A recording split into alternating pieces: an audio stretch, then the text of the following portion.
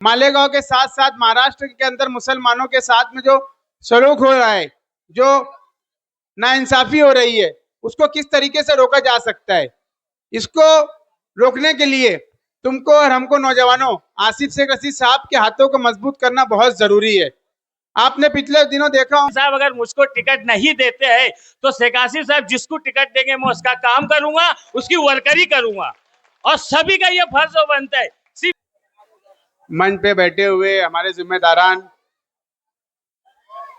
और हमारी आन बान शान कायदिल नस्लो जनाब आसिफ शेख रशीद साहब, और मैं मन्नान सर का हमारी यूथ की पूरी बॉडी के जानिब से शुक्रिया अदा करता हूं कि उन्होंने इतना ज़बरदस्त हमारा इस्तकबाल किया और हौसला अफजाई की। मैं उनका तहे दिल से शुक्रिया अदा करता हूं।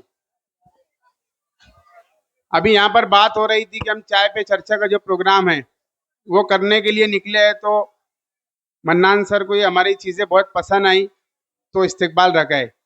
असल में दरअसल ये जो चीज़ है ये आसिफ शेख रशीद साहब की सोच है।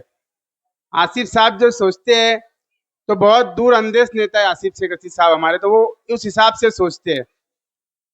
आज आसिफ शेख रशीद साहब ने हमको जो प्रोग्राम दिया है चाय पे चर्चा का, तो इसका हमारा मकसद ये है, बैठ जाओ भाई, बैठ जाओ।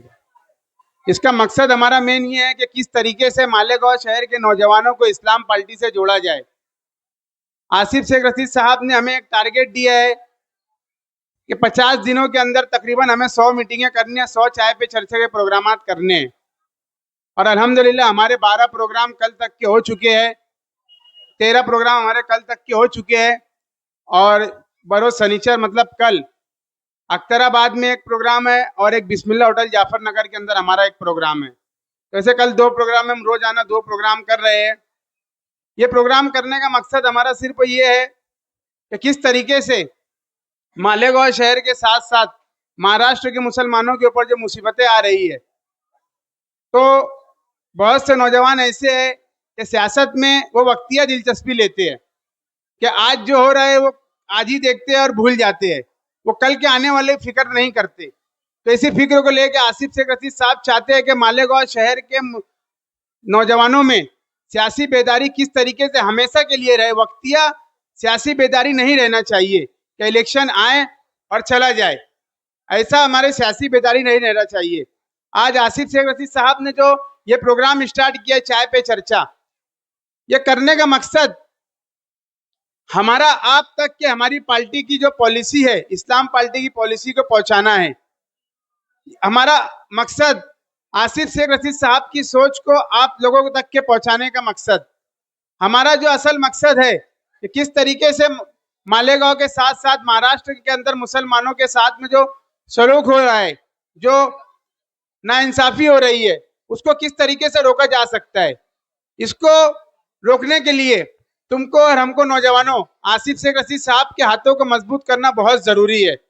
आपने पिछले दिनों देखा होगा आसिफ शेख रशीद साहब, सुलेमान खान का कत्ल हुआ तो किसको वहां पर सबसे पहले बुलाया गया और कौन वहां पर पहुंचकर सुलेमान खान की माँ बाप के आंखों का आंसू किसने पोंछा? तुम्हारे और हमारे महबूब लीडर जनाब आसिफ शेख रशीद साहब ने ये काम किया। उसके बाद में लोगों ने जाने का ये काम किया।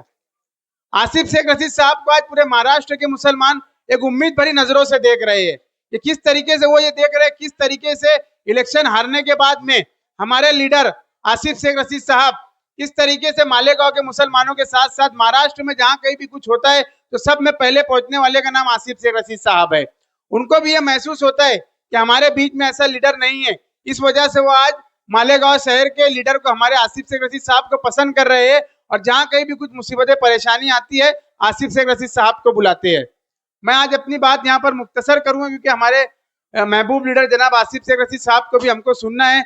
मैं आप सभी नौजवानों से गुजारिश करूंगा कि हमारे हाथों को मजबूत करे, आसिफ शेख रशीद साहब के हाथों को मजबूत करे और आने वाले वक्त में किस तरीके से मालेगांव कॉर्पोरेशन के ऊपर इस्लाम पार्टी का पहला मेयर हम बैठा सकते हैं, ये तुम्हारे और हमारे हाथ में है। नौजवानों, मैं बार बार एक चीज बोलता हूँ कि लोग हमको बोलेंगे ये जो हमारे आज मुस्तकबिल के जो आने वाले रोशन सितारे हैं, ये तुमको और हमको हमारा गिरबान पकड़ कर बोलेंगे कि एक नौजवान लीडर जनाब आसिफ शेख रशीद साहब की शक्ल में निकला था और आपको आवाज दे रहा था कि आओ हमारे बच्चों के आने वाले मुस्तकबिल को हमको बचाना है, मेरा साथ दो। अगर तुमने साथ नहीं दिया तो तुम्हारी और हमारे आज गिरेबान पकड़कर ये पूछेंगे कि जब जनाब आसिफ रशीद साहब आपको आवाज दे रहे थे तो आप क्यों नहीं उनके साथ में गए।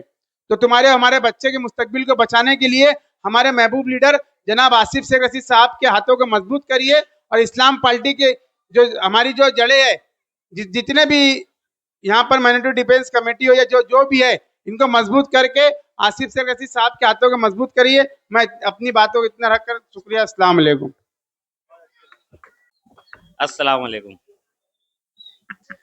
बिला तमीद मैं दो बात करना चाहूँगा, क्योंकि इतने बड़े बड़े जिम्मेदार बैठे हैं तो अपनी बात ज़रूरी नहीं थी। मैं 15 अगस्त से ये युवा बॉडी थी जो शेख आसिफ के लिए मेहनत कर रही है, अल्हम्दुलिल्लाह, मैं मेरे ताल्लुक से बोलना चाहूँगा तो मैं बहुत मुतासिर हुआ। वजह उसकी ये भी थी कि आसिफ साहब असम्बली हारने के बाद मैं समझता दूसरे दिन से ही रोड पे आ गए थे। तो उसके लिए हमारे जो आगे के वक्त है, जैसे कारपोरेशन के इलेक्शन, वो तो बहरहाल अभी दूर है, मगर युवा बॉडी जिस तरीके से शेख आसिफ साहब के हाथ मजबूत कर रही है तो ये हमारे लिए फख्र की बात है, जबकि इलेक्शन अपने वक्त पे है। मगर आज ये युवा बॉडी, बाकी और भी जिम्मेदारान अपने अपने तौर से अपने अपने लेवल पे मेहनत कर रहे हैं, मगर युवा बॉडी को जो हम देख रहे हैं चौक चौराहे पे, जो उसके अंदर कुछ ऐसे भी ओहदेदार है जो शायद पहली बार आए, जैसे आमीन की बात है, रिज्जू की बात है, ये ऐसे चेहरे हैं जो राजकारण में इतने आगे नहीं थे, मगर आज इन्होंने शेख आसिफ की जिम्मेदारी को अपनी जिम्मेदारी समझते हुए चौक चौराहे पे अपनी बातें रख रहे। ये इनके अपने मफाद के लिए नहीं रख रहे, ये सिर्फ शेख आसिफ के हाथ मजबूत करने के लिए रख रहे। तो हमारा भी फर्ज बनता है कि हम इनके हौसले को और बुलंद करें और इनको आगे लाए। जैसा कि मैं, कुछ बात है काफी दिन से मेरे मन में थी, शायद कुछ नहीं बहुत ज्यादा लोग को खराब लगे, मगर ये मेरे जज्बात है, मैं बोलूंगा। बात ऐसी थी कि शेख आसिफ साहब जब इलेक्शन हारे हमारा, वो बात इसलिए निकल के आ रही है कि ये जिम्मेदारी हमारी युवा बॉडी ने ली है, इसलिए ये बात बोलना जरूरी है। शेख आसिफ साहब हमारा इलेक्शन हारे हैं सिर्फ और सिर्फ 162 वोट से हारे हैं। शेख आसिफ पीछे इलेक्शन में अगर देखेंगे तो तकरीबन 75 से 80 हजार के आसपास वोट थी, और अभी के इलेक्शन में तुम देखो तकरीबन 1,10,000 वोट मिली है। शेख आसिफ साहब ने जो ग्राउंड मजबूत की है और जो उन्होंने मेहनत की है, उनके ग्राउंड पे उनकी मेहनत से वो तकरीबन 30-35 हजार वोट ज्यादा हुई है। मगर ये बहुत सवालिया बात है या तंजिया बात है, मगर मेरा खुद का ऐसा मानना है, हो सके मेरी सोच गलत हो सकती है, मगर मेरा ऐसा मानना है शेख आसिफ ने अपने तौर से 5 साल मेहनत करके तकरीबन 30 से 35 हजार वोट जायद ले चुकी है। मगर मेरा ऐसा मानना है कि शेख आसिफ अगर हारे है, असबाब की बात, इज्जत और जिल्लत अल्लाह देता है। एक असबाब की बात जो मैंने देखा है, हम जिम्मेदारों ने, मैं मेरे पे से बोल रहा हूँ, हम जिम्मेदारों को जो मेहनत करना चाहिए, जैसे इच्छुक उम्मीदवार, कारपोरेटर हजरात और जिम्मेदार हजरात, जो मेहनत उनको अपने लिए करते हैं, जैसे कारपोरेशन में करते हैं, अगर यही मेहनत शेख आसिफ साहब के लिए असेंबली में करते तो आज शेख आसिफ इलेक्शन नहीं आते। ये मेरा मानना है, चाहे किसी को अच्छा लगे बुरा लगे, वो अपने घर। तो उसके लिए मैं मेरी कुर्बानी की बात बताना चाह रहा हूँ, उसके लिए आगे हमारा, उसके बावजूद शेख आसिफ दूसरे दिन से रोड चौक चौराहे पे है, वो उसके लिए नहीं है, वो तुम्हारे लिए, हमारे लिए, पूरे शहर के लिए है वो। तो अब बात आ रही वापिस युवा बॉडी की, तो आज युवा बॉडी जो मेहनत कर रही है, मैं देख रहा हूँ जैसे रिजवान हमारी दोस्तीदारी का बंदा है, हम शायद ही कोई दिन रहता जो मुलाकात नहीं करते, मगर आज वो बंदा जो 5-6 बजे हमारे धंधे में आने वाला रहता है, आज वो धंधे से बाहर है, ठीक है, वो उसके तौर से उसकी भी फिक्र करे, मगर वो हमको 12-1-2 बजे के बाद हमसे मुलाकात करता है। तो उसके जरिए जो युवा बॉडी की कारकर्दगी देखा है, एहसान भाई की मौजूदगी के अंदर, उनकी सरपरस्ती के अंदर जो उनकी कारकर्दगी देखा है, तो मैं बहुत मुतमईन हुआ था। तो उसके लिए आज उनका इस्तकबाल रखा गया है।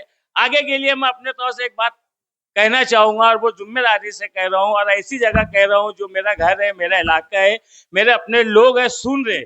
ये बात बोलने के लिए कुछ लोगों ने बोले थे कि ना बोले, मगर मैं बोलूंगा, इसलिए बोल रहा हूँ कि आगे कारपोरेशन इलेक्शन अनकरीब आने वाले है, तो लीडर का फैसला जो भी हो, जैसा भी हो, लीडर का फैसला, जैसे मैं उम्मीदवार है और मैं कोशिश कर रहा, मैं टिकट मांग रहा, जबकि मैं समझता मेरा हक है, क्योंकि हम 35 साल से इलेक्शन इलाके में लड़ते आ रहे हैं और पिछली टर्म में मैं तकरीबन 24-25 वोट से आ रहा हूँ। फिर भी मैं लगा हूँ, मेहनत करूँ, मगर शेख आसिफ 162 वोट हारने के बाद भी अगर दूसरे दिन से मार्केट के अंदर है तो हमारा भी फर्ज बनता है, जब शेख आसिफ कारपोरेशन में टिकट दे, जैसे मैं मेरी खुद की बात कर रहा हूँ, अगर शेख आसिफ साहब अगर मुझको टिकट नहीं देते हैं तो शेख आसिफ साहब जिसको टिकट देंगे मैं उसका काम करूंगा, उसकी वर्करी करूंगा। और सभी का ये फर्ज बनता है, सिर्फ इसलिए नहीं कि अपने मफाद के लिए, सिर्फ इसलिए कि आज हमारे हाथ से असेंबली जा चुका है। कम से कम पूरा हिंदुस्तान देखे इस्लाम पार्टी का मेयर कारपोरेशन के अंदर हमारा बैठना चाहिए, उसके लिए कुर्बानी दो, शेख आसिफ के लिए कुर्बानी दो। इंशाअल्लाह अगर सब ईमानदारी से मेहनत करेंगे, जैसा मैं सोच रहा हूँ वैसा हर इंसान अगर सोचेगा तो इंशाअल्लाह अज़ीम किसकी जरूरत नहीं पड़ेगी, कारपोरेशन में हमारा मेयर बैठेगा, हमारा आदमी बैठेगा। इतना ही बोल के मैं अपनी बात खत्म करता हूँ।